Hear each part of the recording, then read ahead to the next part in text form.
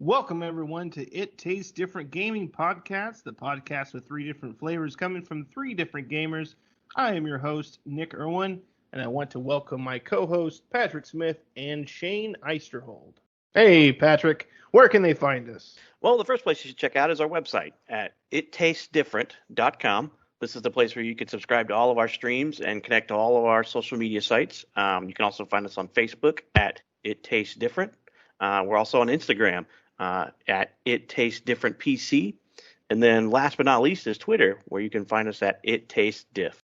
GamesCom just ended last week, so let's talk about, did anybody have anything that came out of that event that they really want to talk about? I mean, it wasn't a whole lot for me that I thought was just worthy out of that event, but I've got a couple of things that I want to talk. Nick, did you see anything that kind of came out of that event that kind of grabbed your attention that you thought everybody needs to be aware of? Yeah, I mean, there were a few things. I did, Sea of Thieves was there, and they talked about some of their stuff that, because we talked about them a little earlier in their content releases that they do. And they got another big content release that they're going to be doing with adding dogs to the game. And they're supposed to have a new voyage that's going to be permanent. I don't know what that means. They really didn't say much about it, so I'm sure we'll learn more about it later on. But I like Sea of Thieves. It's a fun game to come back to once in a while, especially with all four of us to, get on the boat and play music and sail the seas and stuff and do those voyages. The voyages or the tall tales, I think they were called. Yeah, were really fun. I really enjoyed those. So hopefully they'll add more of those. I think we all had fun except for Russ because he just got to stare at the mast for the whole game. Well, it's ironic. I actually do enjoy doing it. It's like, driving Miss Daisy and times 3 for you guys. So it's really not that bad. It's actually is an enjoyable game. I'll get off the ship every now and again. Yeah, I'm pretty sure he enjoys it. He gets it from 3 directions. Everybody going, Russ, you need to go left, go right. One person's yelling left, one person's yelling right, and the other one's saying go straight right into the rock. Yeah, I think what makes that game so fun, though, is you're with your buddies. You're able to just relax, do the missions and stuff, but it never felt pressury. You guys can just enjoy and laugh. And that's what makes that game so fun to me. It's the camaraderie of playing. I think the 50% too, like, are we collectively a huge PvP group? No, we're not a huge PvP group collectively. But, every once in a while when we turn a corner and there's, somebody there and we just tear them apart because, we're actually focused for more than 10 minutes and we drop somebody's ship, it kind of feels nice. Now we have the other times where we're not, but for the most part, when we drop those ships, it is kind of fun to kind of sink somebody else's ship on occasion. Cool, yeah. Sea of Thieves, that's a good edit. And they're adding dogs. That's going to be interesting. They're adding dogs. Yeah, and like I said, there wasn't really that much. There wasn't a whole lot of other things on there. They talked about some DLC for some different games. They kind of showed off Little Nightmares 2, which was, the first one was a pretty cool little kind of puzzle type of game, kind of like Limbo and those types of games. They did show off another Medal of Honor, which is cool, but it's going to be a VR game. So I would love to see another Medal of Honor game, but I don't necessarily want it to be a VR game. Even though I do like some of the VR games out there, it's just not one that if they're going to bring that franchise hasn't come out since the 361. I think it was the last one that came out, which was really good. I know me and Shane played the multiplayer on that a ton, and that was a really good game and really good multiplayer. But and love to see that game come back, because that's an old franchise that, before Call of Duty, that was the best World War II type first-person shooter. Allied Assault is still one of the best shooters. Single-player shooter games. World War II. A lot of that. That kind of stinks that it's not it's not actually full-fledged. I mean, it's full-fledged game, but it's all VR. So, I don't know how it's going to be. They showed off Doom Eternal's getting a DLC. Well, that's always cool. It's a good game. It's a fun game. They showed off Destiny 2's Beyond Light expansion or whatever it is that they're doing. They're going to have coming out this year, or is it this year or the beginning of next year? I can't remember. when that's coming out, but that'll be good. Everyone likes. I mean, we like Destiny, so that'll be a fun one. And Yeah, I'm looking forward to that one with the group. We always, like I said, the only downfall is that it's 3 players and we're a 4-player group normally. So, right, yeah, 3 players. I don't know why games have 3. It's like 2 or 4. That's the thing. 2 players or 4 players, not 3. Here's what happened, I think, with Destiny and games like that is on the development team, they always had that third wheel guy. You have you're the married couple or the couple that's together, and you have that one friend who just never leaves. Think about like Big Bang Theory, and there's always like Howard and Bernadette, but then Raj is always there, and you're just like, come on, dude, I want some time here with my girlfriend, or I want to, that's the way I always figure most gamers come in. They come in pairs. There's usually 2 friends that play games together, and they hang out with another group of friends that play games together. I mean, that's how we are. I mean, me and Russ have been friends for years, and then Nick and Shane have been friends for years, and then we all started hanging out, so we had a foursome group, instead of just a threesome. So, it just comes down to that, where I just feel that way. The developer was the person who was in the development room, and that's like, I want to play with my other 2 friends because I don't have my single best friend. That's the only thing I can think of that happened with those games. It's that one guy hanging around the water cooler all day. He's like, hey, can I join? They're like, I guess we'll add another person to this game. He got tired of hearing, well, it's only a 2-player game. Yeah. He was a programmer. He just programmed a third person in. He's like, no, now I'm in it. Nope, that's the guy with the robot friend. Yep. Yeah, GamesCom was definitely a little weak. It was. And some of the stuff that excited me was not even really anything that they showed off. I mean, they talked about Dragon Age 4, but that's it. They showed like a behind the scenes teaser, and I'm like, get out of here with that. Right. Give me gameplay or get out. Right. If you're a World of Warcraft fan, they were talking about Shadowlands, which is coming out in October. So the next expansion for World of Warcraft. Yeah, and I read somewhere, and you may know more about it than I do, but I read that Shadowlands requires an SSD. Oh, I hadn't even read that, and that's insane if it does. I mean, my computer's a little long in the tooth, but I've upgraded over the years, and I just put in an SSD a little over a year ago as my primary drive. But that would be, if the minimum specs on that is a solid state, I don't get where they're coming from. I mean, I've not played the last expansion or the one before it. I think I'm 1 or 2 expansions behind on it, but I can't see how that game would require any of that. Well, they're going to have a huge level squash. I know that. And then they're going to have like play areas as the level you want to. So in other words, like back in the day when we would go through like Tristful Glades at like level 20 or 15 or going through Goldshire or those areas there, certainly, like you could come back and actually be like level 40 and do that. Because I think they're doing the squash, I want to say to 60. I could be very wrong, but they're going to squash levels for the first time. So that's pretty interesting. Level squash, huh? So they're not doing a stat squash. They're going to do a level squash. That's interesting. They're doing a complete level squash. And so, I think the last time we played, it was pretty interesting because they opened up some of the faction play.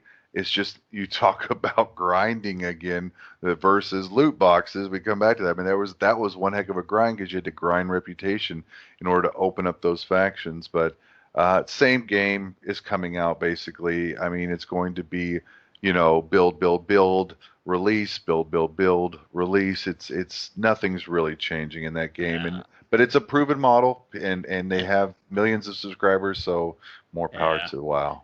I hate that they dumbed down the game to that extent because I liked it when there was a little thought behind your rotations and it just wasn't, these 3 button rotations and then a release of your abilities. I did find, so I guess there was some controversy when it first came out that the minimum specs did say SSD only, but then I guess I just found a blue post that wasn't too long ago that said 100 gigabyte solid state or 100 gigabyte HDD, depending on performance of the drive.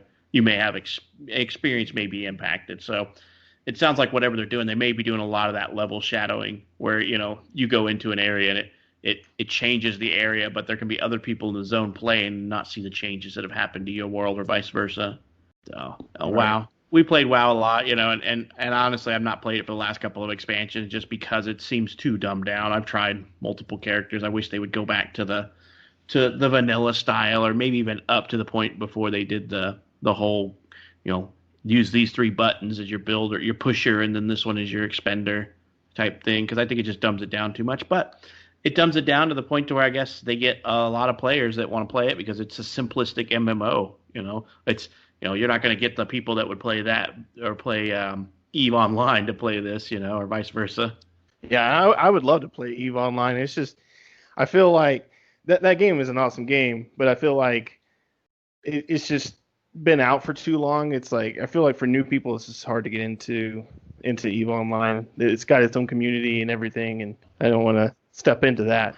It's but, fun. You're protected yeah. as a newbie for a little while, but yeah, it's definitely fun. It's a pretty game, and I played it quite a bit back in the day. I never got too far into it because I would run into the same thing because a lot of the skills in that game are actual time-based skills. Like you got to say, I want to learn this ability.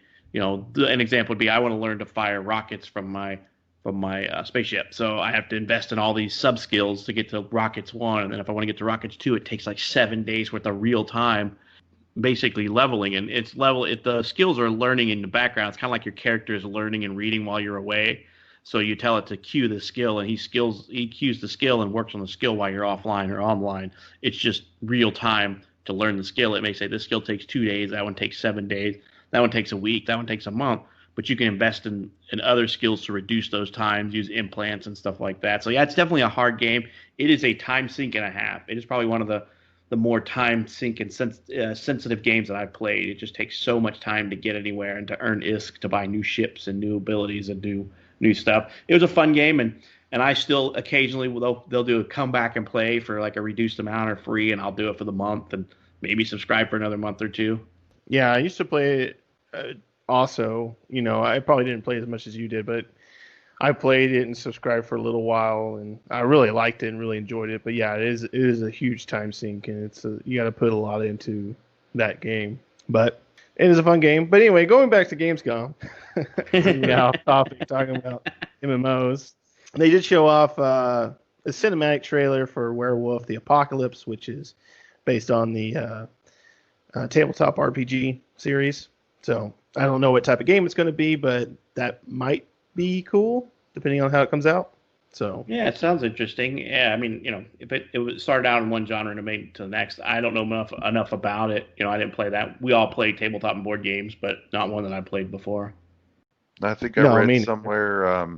I was gonna just, for those that are huge Sims people, I also saw there that Star Wars is coming to Sims, so more stuff, more Disney, more EA interaction there. So more money coming from that. You can make your own stormtrooper and live his life on the Never Death have Star. kids. Never have kids because you can't hit anything. Yeah. You're spending your time learning to aim. Yeah. You put your Sims together and you're like, just why can't they have a stormtrooper baby? Yeah, what's wrong with them? Why won't they take their helmets off? What's the cleanest thing in a stormtrooper's bathroom? The urinal. They have urinals in their bathroom. Well, yeah. Oh yeah, they're always standing, never sitting. But no, I mean that's cool. I don't like to buy the Sims DLCs. They just got way too many, and they just bring out way too many for that game. The Sims is a fun game. That's a company that never. Yeah, they never put their DLCs on sale neither. That's another company that never puts anything on sale. Sometimes you'll get where they bundle like 5 or 6 of them together, but I don't even know how many add-ons they got to that game. Every time I look at it, I'm like, ooh, that one looks cool. Ooh, that one looks cool. And I throw them in my cart, and by the time I look at it, I'm like up to $80, and I'm like, for the Sims? No, thank you. I never got into those types of games. It just never did it for me. I like the Sims. I enjoy it. I think it's a fun game. But yeah, I mean, a lot of the really cool stuff for the Sims is in the DLC, and you have to buy the DLC to get a lot of the cool things that you want to get. I mean, the base game is good, and it's all there. Everything you need to play the game is there, but if you want the cool like after party or holiday versions where you can go on vacation or whatever, you got to buy, or in this case the Star Wars, where you've got to purchase that DLC for it. So they really DLC that game a ton. Yeah, that was. I mean, I think they showed off some of the Star Wars Squadron single player portion of it, which that game looks cool. I hope I hope it ends up being really good. We'll see. So, but that does look really cool, and a new Wonder Boy. So I like Wonder Boy. Me too. So that's gonna be. I guess it's a remake, I guess, of Wonder Boy 4. So. Oh, okay. Huh. Yeah. The 90. So. Oh yeah, look at that remake of that. That's cool. Yeah, the Asha in Monster World. They should remake Wonder Boy in Monster World. I think they did.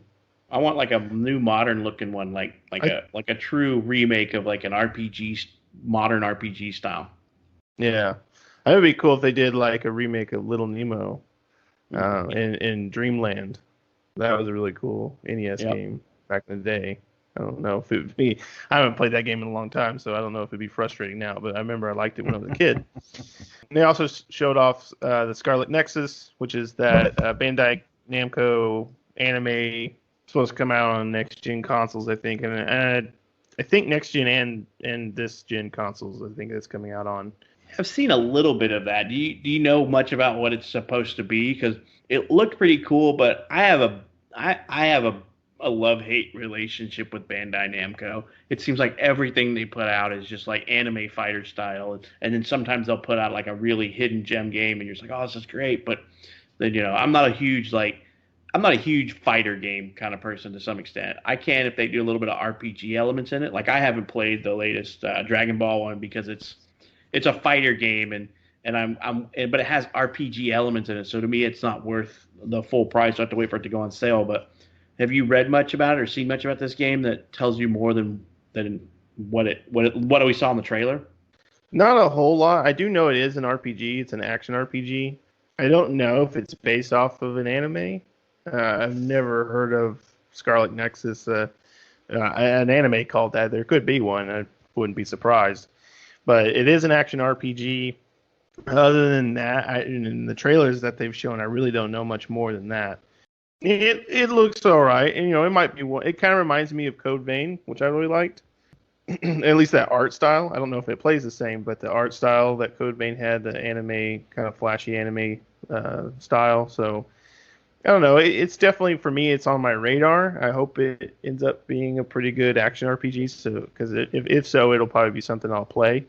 We'll just have to see how that turns out. They're hit and miss sometimes with those. Yeah, with Bandai Namco, I find they are. For me, anyway. Yeah, and then they had some other games too, but not ones that really, stuck out to me. Not a lot of new games that we just don't know that much about. And like I said, a lot of DLC for a lot of the games that are already out now is pretty much what they showed off. So I did notice that about this year's GamesCom. It is a lot of DLC, and that was kind of interesting that you just said that, because I was thinking the same thing. There's a lot of DLC. I mean, I saw the DLC. They showed like a little bit more gameplay of the Outer Worlds Peril on Gorgon one. I love the Outer Worlds game. I do not think that the DLC is going to be worth $15 and $25 respectively. I don't think that they're going to be worth that, because I don't think there are enough content. So those will be ones, like I said, I don't normally go back to DLCs, and this is the reason why. How long ago was Outer Worlds out? And I mean, I played it, I've moved on, and they're just talking about 2 new story content ones. Right, and there's a time for, and it's a really hard time to find as far as when DLC should come out, right? I mean, because if you wait too long, if you come out too quickly, players are usually playing the original game and haven't even gotten to the point of that DLC. But then they also feel like, well, if you're already bringing DLC out, then you already had this finished and you were just kind of waiting a little bit to bring this out. Like, why isn't this just in the game? But if you wait too long, yeah, exactly right. It's harder for those individuals to go back to that game and say, oh, I want to play this DLC now, because by this time games come out so often. Now they're 4 games down the line playing something else and completely forgotten about that game that they played back then that they liked. But are they going to go spend the DLC on it? I don't know. I had completely forgot that they were doing some story DLC until I saw that and the Gamescom extended trailer, and I was like, oh yeah, they were doing DLC. But I don't know if everybody has the same problem as I do, but when I play a game, most games have a rotational pattern to them. When you play them, you need to be able to do this, this, and this to play the game. The game, a lot of left trigger, right trigger, LB, RB that does set certain things, and it ingrains into your brain the longer you play it, so it becomes second nature. But then you leave that game and go play another game, and you come back and you're like, man, I can't remember how to play this game. I need another tutorial to get me started. And I feel like a lot of those games like that fail on that because I can't just jump right back into it. I got to kind of start over and build my way back up to the DLC. And I don't feel like I want to play again. I don't want to play it all the way through again. Right. And a lot of places have got to do that. That DLC have to introduce that DLC correctly or exactly you run into that issue. I bought the DLC for Control and I started playing Control again and it was the same thing. I'm like, how do I do this with my character? What were the buttons again? Like, why did I have these? Because on the game you can put certain stats and things into your guns and stuff. And I'm like, why did I have these in my guns? Like, some of these are ones that I'm like, that doesn't look like something I would have picked. But I'm sure at the time when I played the game, I picked it for a reason. Right. Right. Yep. And the only thing that was interesting to me there was I kind of like the D&D style games. The Solasta. Did you the Solasta Crown of the Magister one? It looks like another party style RPG. So that one looked interesting to me. I don't know if anybody else likes the old D&D video games that they put out with. Yeah, I did. I liked them back in the day, and yeah, I did see that one. I saw the name and I saw the little description of what it was, but I didn't see actually what it was. So that's why I didn't mention that one because I just didn't know enough about it. Yeah, I think there's like I thought I heard that there was going to be a demo out soon or something like that when I was watching the Gamescom thing, but I didn't find anything when I was looking recently. But I heard that they were also getting a demo at the same time it was announced on Gamescom, so I had to go over to Steam and get the demo. Yeah, check it out and see if it's out there. Another one that they showed off was Drake Hollow, and that one actually came out. Right, and that actually came out the day that they showed it off at Gamescom. It was available that day, and that one is one that we all played, which I have to remind you guys every time I talk about it. But that one we played that for like 3 or 4 hours. But that was the one where you had the little mandrakes and you could base build and you build these like zip lines. You could zip across the map and stuff, and it was a fun game. We killed some time playing that. And then we got wrecked by the darkness or whatever those things were. They just raided us one time. Right, but that game is out and it is on Game Pass. So, if you have Game Pass and you want a kind of a fun little co-op base builder combat game, exploration combat base building game, it was pretty fun. It's made by the people that made Flood and the Flame. That's a fun game too. Yep. Yeah. So.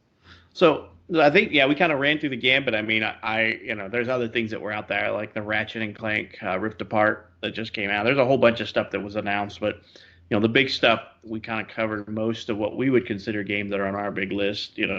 Anybody else got any game that they saw that they wanted to talk about that was announced at Gamescom? I think we pretty much covered everything that I would be remotely interested in. The smaller, the I don't mind indie games, but they're very few and far between.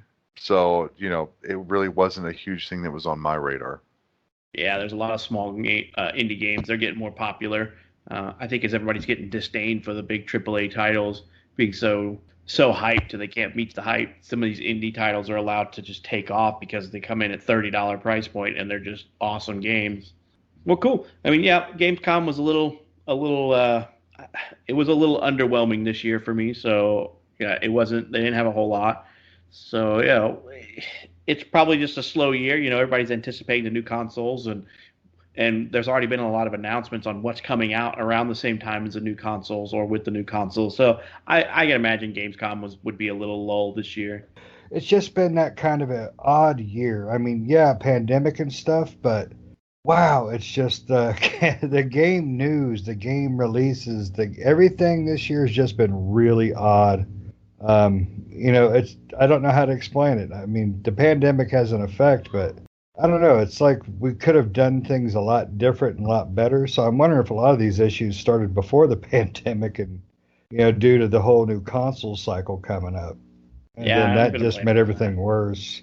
It's just because of the new console cycle. I think everybody's trying to throw their especially the AAA title companies. They're just throwing all their money at new titles, IPs, and titles and remakes and everything to come out with the new consoles, so that they can get a leg in with when the new consoles come out and get some holiday money from everybody. Thanks everybody for joining us on this podcast, and we will catch you on the next episode. Have a good evening.